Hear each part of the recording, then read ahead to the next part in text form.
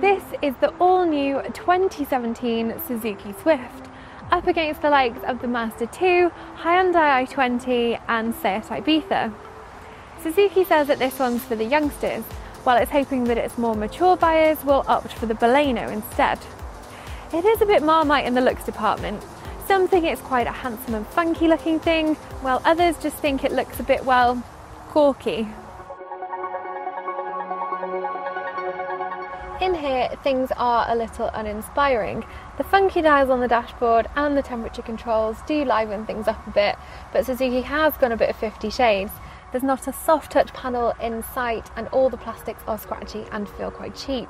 However, it is solidly built and everything around here is easy to find and use in the cabin. The touchscreen system, which is standard on the top 2 trim levels, is relatively easy to get to grips with, although it can be a little slow. It is a shame that only the top SZ5 trim has a steering wheel that adjusts for both reach and height though, so it might be difficult to get your perfect driving position in the more basic cars. In the back, there's not a bad amount of room for a small car. 6-footers will be alright if they slouch a bit, and even the middle seat is comfy with just a small hump between the seats. You might have to have bags on legs though if you're travelling 5 up, because the boot space is not big. At 265 litres you'll get a couple of small suitcases in there, but the space is a bit awkward and there's a really large lip to lift heavy items over.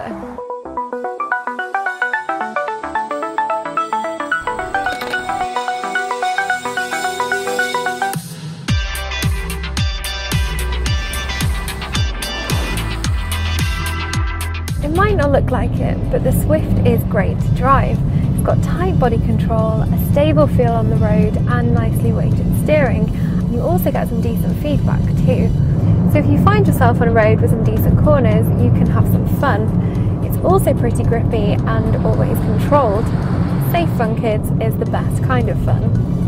The suspension is still on the firmish side, but if that doesn't bother you, it should be comfortable for most people. However, it does feel a bit unsettled over lumps and bumps. There are only 2 engine choices available in the Swift, both petrol. This is the 1.2 litre 4-cylinder with 90 horsepower. It's okay, but it's quite noisy and you do have to work it hard.